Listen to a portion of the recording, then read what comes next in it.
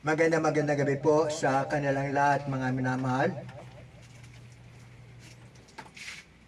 Pumalin yung kapatid, Brother Mr. Salcedo. Nagmabati siya niya sa magandang gabi. Welcome to our daily program, Jesus Miracle Hour. Agape La Bible Study on the air. Ito po sa kalooban ng mahal panon, ginagawa po natin to gabi-gabi mula Lunes hanggang Sabado. Sa ganap na alas 7 ng gabi, upang sa gayon wala nang maidadalan mga kapatid natin na sa sobrang hirap ng buhay, nagtatrabaho para kumita ng kabubuhay, wala na silang panahon para magbasa ng Biblia, wala na silang panahon para makinig ng salita ng Diyos, at higit sa lahat, kahit na meron silang mga dinadalawang mga churches, gawain sa mahal panon, hindi na rin sila nakakadalo dahil kinakailangan ng maganang buhay. Dahil dito mga minamahal, ay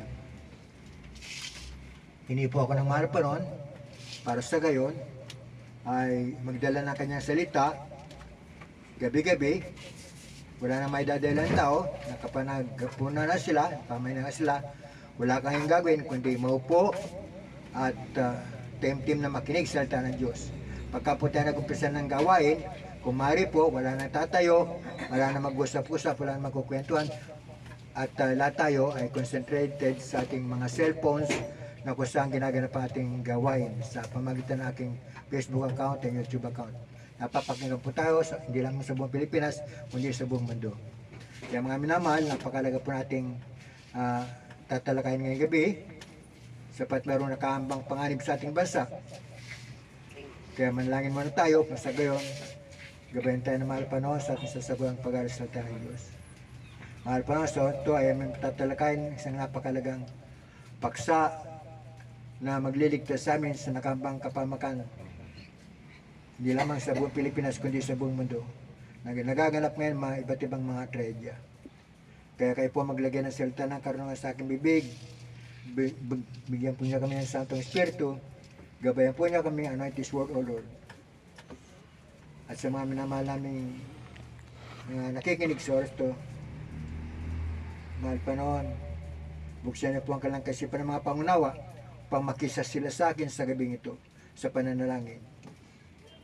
At isinasaway lahat ng mga demonyo ng mga adlang, ng mga paganlangan sa kanilang mga puso. Cast out from them, even unbeliefs and doubts right now, and I bind all the power of darkness. Anoint the word, O Lord. In Jesus' mighty name I pray. Amen and amen. Hallelujah, praise the Lord. Praise God, hallelujah. Mga minamahal, magiging paksa po natin sa gabing ito ay ang tinatawag na intercessory prayers. Ang ibig sabihin ng intercessory prayer ay hindi lamang pananalangin sa ating sarili, kundi dito ay pinapanalangin din natin ang lahat ng mga mahal natin sa buhay, mga kaibigan na matatalik, mga kamag-anak, mga kabilang sa ating family tree. Ginagawa ang intercessory prayer kung sa church, kung mayroong isang kapatiran doon na nasa ospital, nangangailangan prayer, ang church na nanalangin, intercessory prayer, para doon sa kapatid na nasa ospital o nasa kanilang mga tahanan, may sakit karamdaman. Subalit ngayon mga minamahal, mas mabigat ang ating pagkakaisahan. At inaanyayaan ko sa oras na to, lahat ng mga nakikinig sa mga cellphones sa ating gawain ngayong gabi, Jesus Miracle Hour, Agape La Bible Study on the air. Sapagkat dito, inaanyayaan ko lahat kayo na makikinig sa inyong mga tahanan, sa inyong mga bahay, sa makikita nating cellphones, Facebook account, mga minamahal. Mayroon pong nakambang panganib sa ating bansa sa araw ng bukas. Yes, narinig niyo ko. Sapagkat kanina ay ibinalita ng Philippine Television nasa mga cellphone ninyo ngayon na ngayon October 2, araw ng Huwebes, kamakailan lang naganap ang isang napakalakas na paglindol dito sa Bogo, Cebu. na kung saan sinasabi dito na umabot na sa 53 tao ang nangamatay, nadagana ng mga gumong gusali, at 175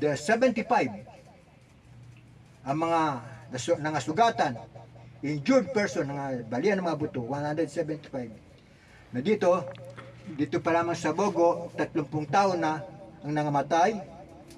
Sa San Remio, sa Cebu, 11 namatay.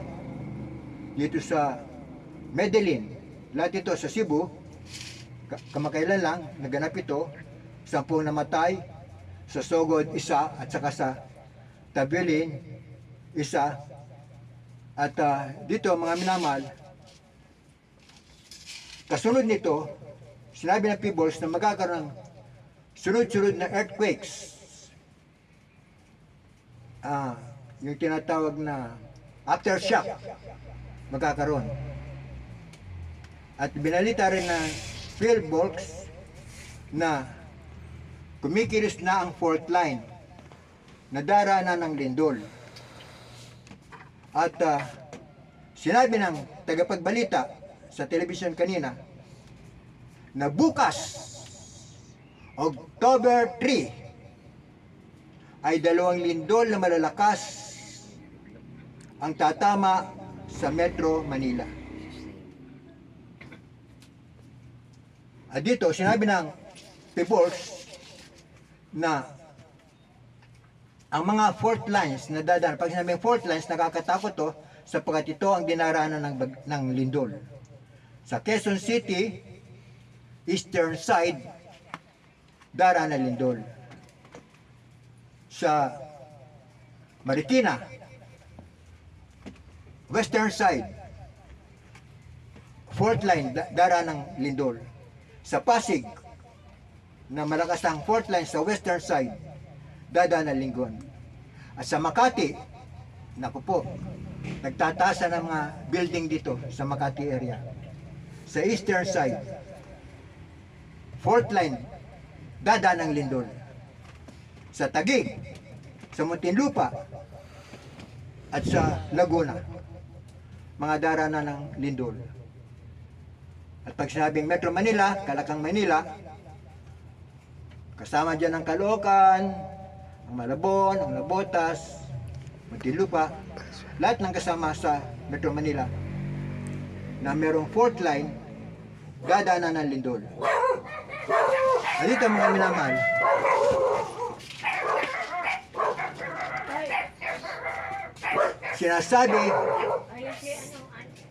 sinasabi ng Peebles at sa pagbabalita na bukas 2 lindol ang darating at maaaring ito ang tinatawag na fault line, na pag sinabing fault line, ito ay mayroong lakas na intensity 7 and 8. Yung tumama sa Cebu, mga minamahal, intensity 6.9. Malakas nito. Intensity 6. Marami nang namatay, marami nang gumo, marami nang nasugatan. Pero yung sinasabi na bukas darating, mas malakas. Intensity 7 or intensity 8. Nakakatakot mga minamahal ang lindol. Marami nang dumaan ng kalamidad sa atin, mga super typhoons, mga malaking pagbaha, mga tsunami sa iba't ibang panig ng daigdig. Pero sa lahat ng kalamidad, nakakatakot ang lindol. Sa lindol, bumubuka ang lupa. Bumubuka ang lupa. Kaya yung malalaking gusali, mga bahay, mga tahanan na nakatuntong sa lupa, pag bumuka ang lupa, siyempre, lulubog yun. Magbabagsakan. At kung nasa mga 28th floor ka, 10th floor ka, at gumuho ang gusali, tumumba, nakalaan ba doon may buhay pa. Kaya yung nagbalita kanina sa Philippines Television, wala raw pasok bukas. Yun ang sabi, wala raw pasok bukas, sapat kinakailangang nasa tahanan ng mga tao, kung mari, ay mga minamahal, kung mari, gamitin natin ang pinakamabisang sandata na binigay sa atin mahal pa noon. At ito, ang sama-samang panlangin. Dito po mga minamahal, dapat sa oras na ito, kakalimutan natin ang mga hidwahan, mga sama ng loob, mga galit sa isa't isa, sapagkat ang bawat sa atin, hindi nakatitiyak kung pag dumating ang big one na tinatawag, na binabalita sa araw ng bukas, Biyernes, mga minamahal, walang nakatitiyak kapag ito'y dumating sa mga fault lines na binanggit natin, walang nakatitiyak na mabubuhay ka pa. Nakakatakot. Kaya dito, kinakailangan magkaisa tayo. Sapagkat sinabi ng Biblia sa 2 Chronicles 7:14. Sabi sa Biblia sa 2 Chronicles chapter 7 verse 14, if my people which are called by my name shall humble themselves and pray and seek my face, then I will hear from heaven. I will forgive their sins and I will heal their lands. Kaya dito mga minamahal, pag-aaralan natin kung paano natin malalabanan ang nakaambang trahedya.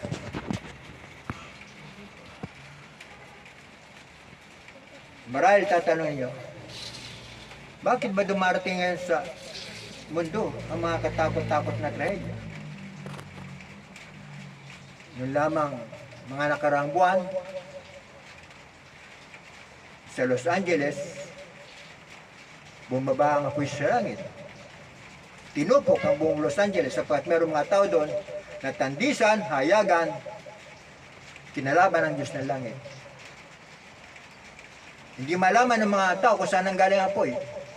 Pero nagulat sila, lahat ng bahay nagkasunog-sunog. Imposible yung mangyari.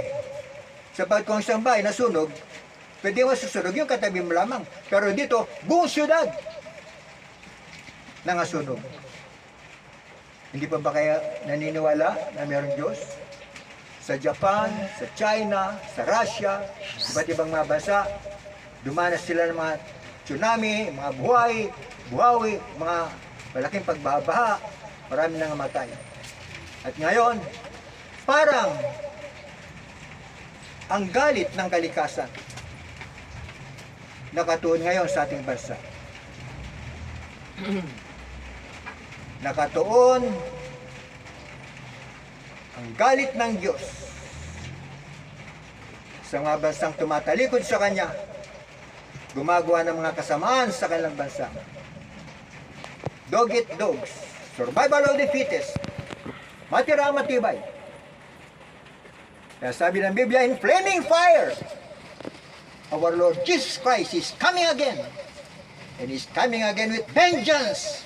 And He's taking vengeance on them that know not God and that obey not the gospel of our Lord Jesus Christ. And they shall all be punished with everlasting destruction from the presence of the Lord and from the glory of His power, when He shall come to be glorified in His saints and to be admired in all them that believe, because our testimony among you was believed in that day. Galit na ng Diyos sa isang makasalanang sanglibutan ang dumarating. At dito, nakakatakot, parang nakatuon ngayon ang galit ng Diyos sa bansang Pilipinas. Kaya dito ating pag-aaralan ang mga talata sa Biblia na makapagliligtas sa atin sa trahediyang nakamba sa bansang Pilipinas sa araw ng bukas. Biyernes, October 3. Yun ang sinabi na dapat nating pagandaan ngayon. Kaya dito, babasahin ko sa English version of my King James Bible ang mga talata ng Biblia. Isulat ninyo mga minamahal, sapagkat ito, mga talatang ito, magagamit ninyo sa inyong pang-araw-araw na buhay